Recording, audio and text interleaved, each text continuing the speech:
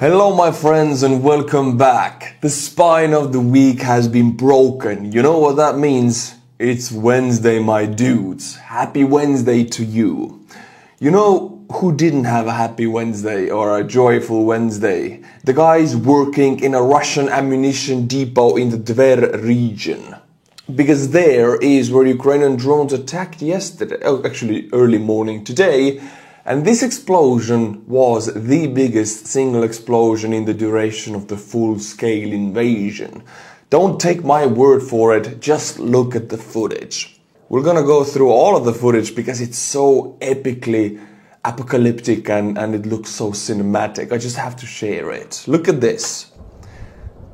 It's still detonating and this is like half an hour later. You can still see the secondary explosions, and it's not only one or two small columns, it's several, because this is one of the biggest ammunition depots in the whole of Russian Federation, and now it is just exploding to space. Look at these secondary explosions, you can see the blasts going off still. Russians held here S-300 missiles, S-400 missiles, Iskanders, and also newly received North Korean missiles. Now an Iskander missile weighs 4 tons. It's a very heavy missile, very heavy. There was several of them in this ammunition depot, and now all of this smoke you see in this video, it's what's left of it. Meaning they will not be raining havoc on Ukrainian citizens. But now, my friends, the singular most awesome video from this explosion, I want to watch it with you and keep an eye on the shock wave or the blast wave that explodes out from that epicenter. It looks like a mushroom cloud, a nuclear explosion, but it's just the biggest ammunition dump in Russia. Look at the shock wave.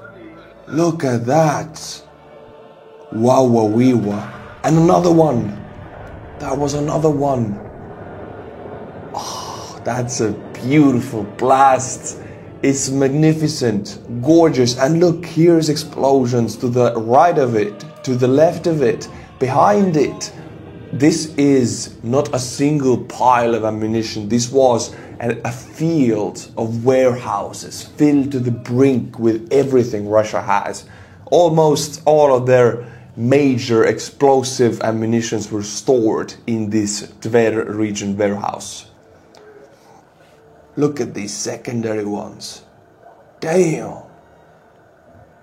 That is lovely. Here you can also see it on the map. It's 300 miles north from Ukraine, past Belarus. It's parallel to Latvia. It is almost closer to Estonia than to Ukraine, and it's called Toropets in the Tver region, one of the biggest ammunition depots, ammunition dumps in all of Russia. Just to illustrate in another angle how big this ammunition, I cannot call it even a dump area, field of ammunition is, I'll read you about it. The Toropets ammunition storage site, Tver region in Russia is, or better was, in size, an absolute unit, covering an area more than 5 square kilometers in size, 2 square miles, and perimeter more than 12 kilometers in length. Now, it is Christmas tree on the NASA firm's map. The ammunition site is more than 470 kilometers from the Ukrainian border. And look at it, this is a satellite view. These are the hangars, whatever you call them. These are these houses or halls. Not houses, sorry, my English is broken.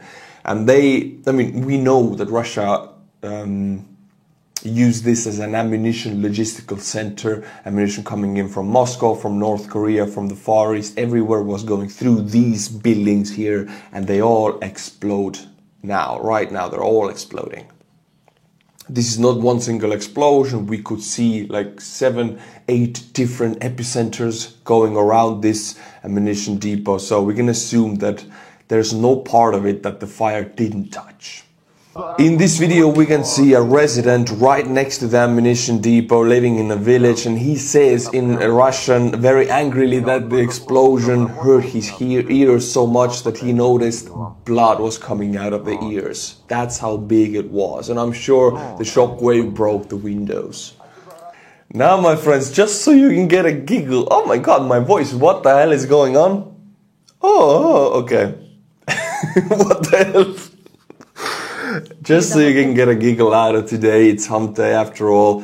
I'll show you a video of 2019 when this very same Toropetsk ammunition depot was opened as one of the newest and most modern Russian ammunition warehouse areas ever to be built. It's so ironical. The advanced complex with concrete storages, and we can see the Russian chief of staff guys visiting it for the first time, allows reliably store ammo and missiles. It's worth noting that the accommodations, which are now ready for servicemen, maximum comfort was provided. There even is a sauna and cafe. And altogether, we know that 200 Russian personnel were permanently stationed in this ammunition depot, so the casualties from these explosions might be pretty big. To hammer in the point that this was the biggest explosion even more, 2 earthquakes were registered. At least 2 earthquakes recorded by Norsar as a result of hundreds of thousands of tons of munitions detonating to the Ukrainian drone strikes in Tver region. 2.8 magnitudes 5 hours ago, 2.5 magnitudes 4 hours ago. Russian Ministry of Defense said all drones were shot down. You know what they used to shoot these drones down? They used their ammunition depot. Because that's the perfect way to destroy Ukrainian drones. See, Ivan, you take your ammunition. You take at least 1,000 tons of your ammunition and missiles and everything.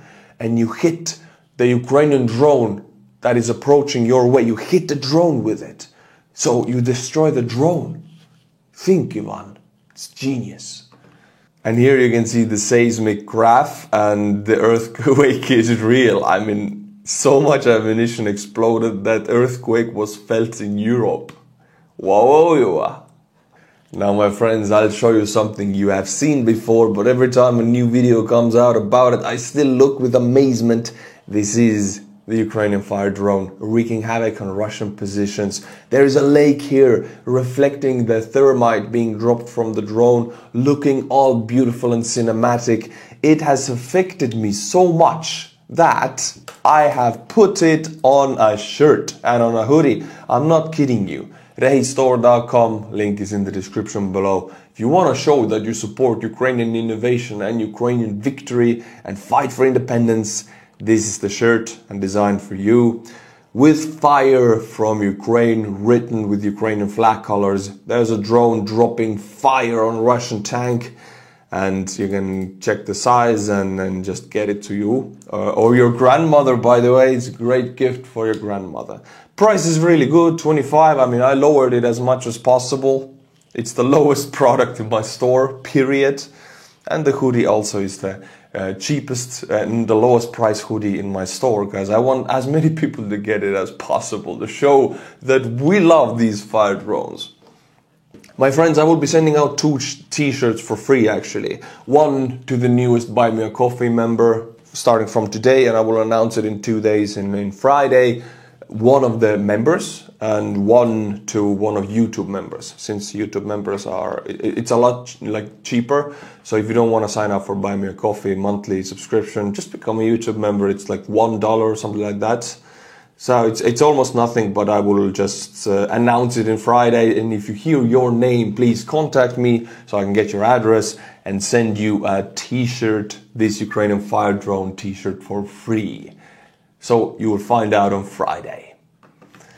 My friends, something so big happened yesterday that I cannot talk about because it's outside of my field of expertise, but I will show you some memes about it very quickly and then we'll move on. If you understand, you do. If you don't, you will in a few days. I mean, everybody's talking about it. But yeah, this is the first one. I'm not gonna comment on it. Do Russians use pagers? This is Budanov thinking. And the third one is the NAFO guys of Ukraine giving the NAFO hat to the pager. And that's it. I'm gonna stop here. I'm not gonna comment on it anymore.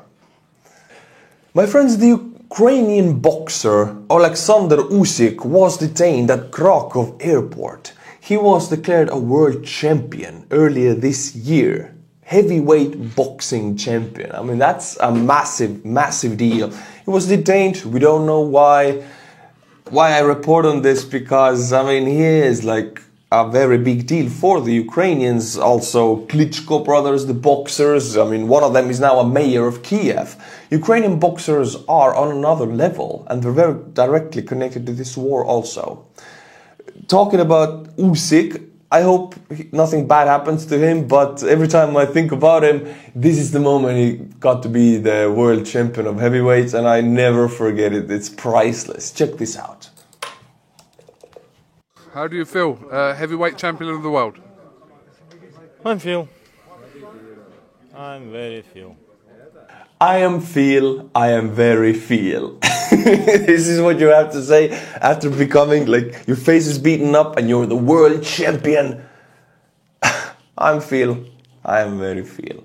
After Ukraine wins in Russia, Zelensky is like, I am very feel. Now, my friends, we'll go to Kursk region because the Russian counteroffensive is not really going as planned. And after Ukrainians started their own counteroffensive to counter the Russian counteroffensive, things have gotten pretty tense for the Russians in the Kursk region. And there's a few opportunities for massive encirclements for the Ukrainians. But first of all, we'll watch this video of a Ukrainian soldier talking about them taking Russian prisoners. And turns out local Russians don't really like Russian soldiers in the area because they're kind of like animals. They drink, they party, they're loud, they're dirty, and they steal. Well, check this out. One old lady turned in 20 Russians. Seriously, how? She came to our guys and said that 20 guys would want to surrender, but they have weapons. She warned us and showed where they are. Where were they? In someone's house? Yes. There are a lot of them now. They're hiding in fields and along the tree lines. They're insanely scared. In short, it's fun. Fun is an understatement. KAMAZ truck. It's our KAMAZ. It's not our KAMAZ. We took it from the other side. Seriously. Yes, we took a lot of their equipment. This illustrates the relationship between the local Russians in the Kursk area and the Russian soldiers being stationed there as part of the counteroffensive. Russians, even themselves, don't really like Russian soldiers. Even the Russians, in the Soviet times, the Soviets didn't like the Red Army because the Red Army did not take care of their own citizens, citizens of the Soviet Union. They stole from them also. They burned out their houses or moved in violently or deported. So, in any way, Red Army or the Russian army is not liked by anyone at all, not even the Russians. But how is the Russian counteroffensive in the Kursk region going? Well, I'll read you a few threads from sources present on the battlefield from both sides. Check this out. Potentially, Russian counteroffensive attempt can greatly worsen the state of the Russian troops and lead to their encirclement to the south of Korenova. This might be the largest encirclement in the full-scale war. So in blue you can see the Ukrainian-held territory in Kursk, and Russians, Koreneve, this element right here, Russians started a counteroffensive pushing south from Koreneve, then the Ukrainians started pushing north from this area between Tetkino and Sucha, this area right here, over the Russian border, taking these Russian units, counteroffensive units, into like a half encirclement. It's not completed at all, it might not be, but the situation right now is that if Russians don't pull back, they might face encirclement, which would be the biggest in the full-scale invasion.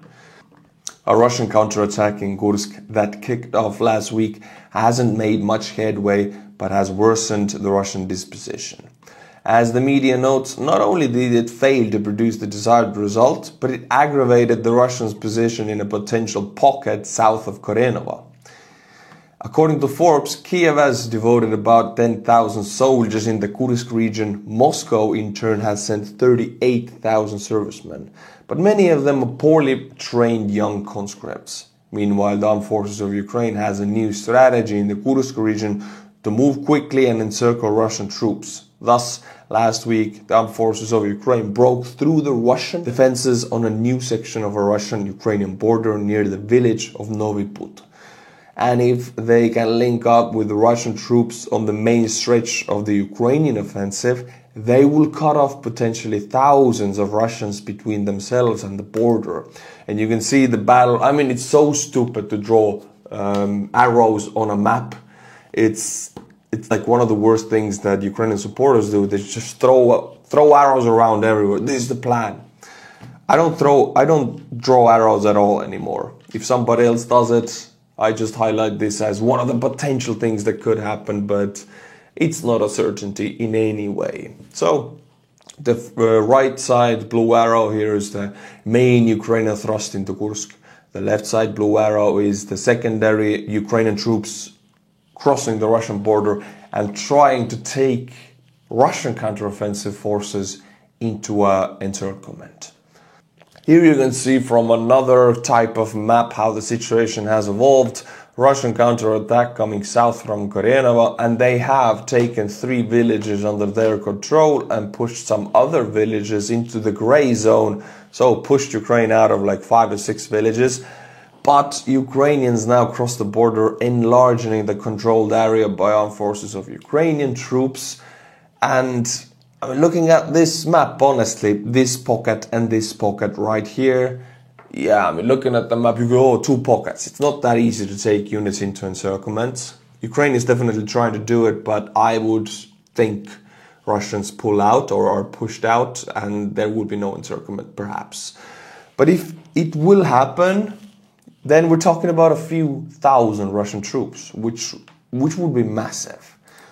And just to put the exchange of territories in the Kursk shenanigans into perspective, in less than a week since Russia has started its Kursk counteroffensive, they have gained 38 square kilometers towards Snagost, and in the Glushkova salient, they have lost 191 square kilometers, or a net loss of 153 square kilometers so far.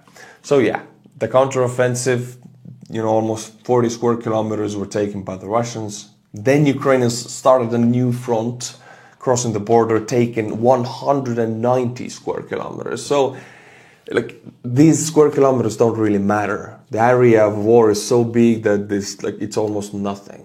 But if you really like this, I will highlight it for you, because a lot of the Western viewers who watch the videos, they want to see these map changes. So, here it is. So what is left for the Russian troops to do in those 2 small pockets? Number 1, abandon all equipment and swim across the same river and cede the pocket to Ukraine. Number 2, they can surrender. Number 3, fight a short siege with a dwindling supplies. Or number 4, attempt to set up more pontoon bridges and conduct a fighting retreat while conducting a river crossing that's completely under Ukrainian fire control. All of these points which they can do are pretty bad for the Russian army. Now, knowing that Russian leadership, even local leadership, don't really care about their citizens whatsoever, this next piece of information gives us an idea of how bad the Russians think their situation really is, because the acting governor of the Kursk region in Russia, Alexei Smirnov, announced the mandatory evacuation of civilians from a 15-kilometer zone, yellow on the map, of Komutovka and Rylsk districts, areas in green, of the western Kursk region.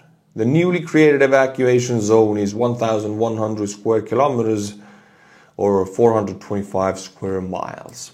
Now, if the Russians announce forced evacuation, then we know through that action that they know they're screwed.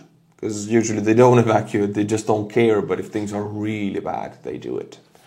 My friends, Putin signed a decree increasing the size of the Russian army by 180,000 people to 2,389,000 people.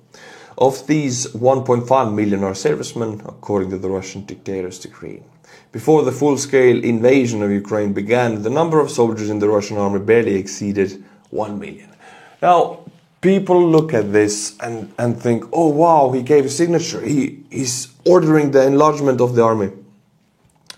The thing is, in Russia, military capabilities have been always enlarged. This is their tactic, exporting fear, exporting propaganda, exporting the false image of the mightiness of their army.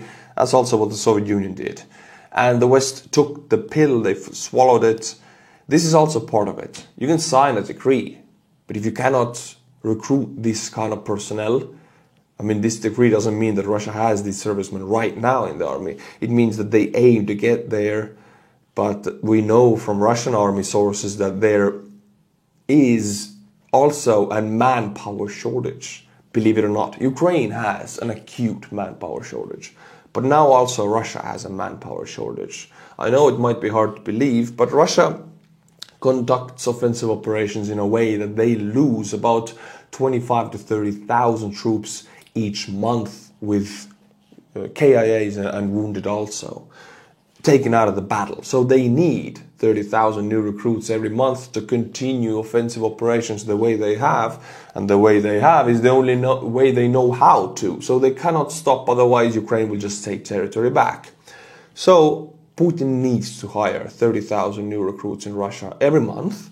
For that reason that he is struggling with it, we know, because after every 2 months almost, Putin has signed a decree similar to this, enlarging the payments going to the new recruits, because they want to lure in people with money. And the payments are massive now, massive. If they do pay it, because usually they don't, but if they do, it's a huge amount of money. Now, recently there are reports that even this is not enough to get 30,000 new recruits to the Russian army a month. So what Putin has to do in the end is declare some kind of a limited mobilization at least. He's afraid of that like fire, because last time was really painful. Now he's forced to do that if the Russian army will keep conducting offensive operations like they do now. They throw away men and it's very expensive for them, and they need a lot of new manpower. There's not that many joining anymore. The numbers are very slowly and steadily falling of the new recruits. So mobilization is their only option. But that has unforeseen circumstances in Russia. Now let's talk for a moment about Russian and Ukrainian losses. Especially Ukrainian losses are something that people don't want to hear about or talk about. But I feel like for the sake of the truth, we need to, because we talk about the Russian losses almost daily. I mean, it's fair that we mention also the Ukrainian losses, and they're not small. A confidential Ukrainian estimate for earlier this year put the number of dead Ukrainian troops at 80,000 and the wounded at 400,000, according to people familiar with the matter. Western intelligence estimates Russian casualties vary, but some putting the number of dead as high as 200,000 and wounded at around 400,000. With over 6 million fleeing Ukraine since the start of the war in February 2022, according to the United Nations, and Russia seizing further land, the total population of Kiev-controlled territory has now dropped to between 25 and 27 million. So Ukraine is facing an acute manpower issue in the army, and also a huge demographic issue, because they have lost close to 10 million people from the country, going abroad. Some of them will return later, but right now they have lost 10 million, which is a tax-paying 10 million. Not all of them, of course, there are children and elderly, but still, it's a workforce. It's very bad for Ukraine, but it's not better for Russia. When the war started, so many have died, so many have become wounded, and so many left Russia, especially the working age males. After the mobilization of 2022 fall, about 1 million men left Russia, some of which returned, but a lot of them, hundreds of thousands, didn't. And these were the brightest minds who decided to go. This is not their country anymore, like IT sector, for example. Huge brain drain of IT specialists happened after the mobilization of 2022 in Russia. That was really painful for Russian demographics, which is falling already before that. Take this alcoholism in Russia into account, and the losses and the demographic situation is equally terrible in Russia than Ukraine. Now, my friends, I'll show you a video of a Russian S-300 crew. Now, S-300 would be one of the most important Russian defense systems right now because Ukrainian drones are wreaking havoc in inland Russia. So S-300 is supposed to protect against it. So what is their crew doing? They're drinking vodka with the locals. They were just stationed near this village. And immediately they are fraternizing with the locals, getting drunk, partying. What if a drone flies in right now? I mean, Ivan cannot do much, he's drunk. My friends, now I'll bring you a short interview with General Dudayev from the 90s. Dudayev was a personal close friend with my grandfather in the end of the 80s, and he was also very much connected to Estonia because he was the head of the Soviet forces in Estonia. When 20th of August Estonia declared independence, Dudayev was the one that gave the order to stand down, not to attack the Estonians defending the TV tower in Tallinn. This guy right here, before he was the president of Chechnya, he was the head of the Soviet forces occupying Estonia. And being from Chechnya, he has, experienced his fair share of occupation by the Soviets and atrocities. Chechnya also being a small nation, he very much understood Estonian aspirations, and my grandfather communicated with him almost daily at those days. And he was also in the parliament voting for the freedom of independence because he was part of the 69 people in the parliament back then voted for the re-independence of Estonia. My grandfather was one of them. Now let's watch an interview with Dudayev a few years later. What does he say about the Russians? I have to say he was killed by a Russian missile in 1996. The Russian leadership throughout its history has always fled to sign agreements whenever it was in trouble. Agreements that Russia has never respected, will not respect, and does not intend to respect. As soon as it regains strength, it begins again. Isolate the weakest and start tormenting them. This is Russia, an empire of evil. An empire of evil. As it was, is, and remains, it demonstrates its predatory greed, ruthlessness, lack of spirituality, and immorality in Chechnya. 250,000 troops, 5,600 pieces of armored equipment, an unprecedented number in history, against a handful of people, and a territory so small it requires a microscope to find it on the map. They attacked, pacifying the international community by declaring through the Russian president that there would be no military solution, only a peaceful one. And then on New Year's Eve, they mixed sand, earth and sky, blood and human flesh into a bloody mess. They have no intention of deviating from this policy. They have no intention. This is what Russia is. If the world, I declare responsibly, does not collectively stop this plague or make Russia lawful, there was never and will never be democracy there. Although at least they should adhere to international law norms. Then the world is in for the heaviest shocks, the most severe upheavals. Now this was said by Dudayev, who was a very, very smart, intelligent general in the Soviet Union and also as a president of Chechnya. This was said 30 years ago, more than 30 years ago, and it's still true today, and it was true before Dudayev's time, almost a century before. So, and it's true now, even more. So now is our second chance. We failed to help the Chechens in the 90s, failed to help Georgians, we failed to react to the annexation of Crimea. Let's not fail Ukraine now. Now is the time we put the wall up and we show what is the outcome of Russian aggression and we punish them for it. So this wouldn't happen again. Now, my friends, I'll remind you again from today up until Friday, so in 2 days, if you become a member of the channel or become a monthly member of Buy Me a Coffee, one of each gets a free Ukrainian fire drone t-shirt. I'll be announcing your names in 2 days in Friday. Then you can write to me your address and I'll be sending out a t-shirt and a patch also. But now, monthly members, I'll be butchering today. Here they are. Beatrike Vollenman, Vaugvazem, Aulandelus, Someone, yes, we got it, Fred Rovland. Thank you to these 5 monthly members. You guys are the fundament of what I'm doing. You allow me to do what I do. So, until my next video on Friday, be sure to be back, become a member of YouTube channel, join the channel, or Buy Me a Coffee monthly membership.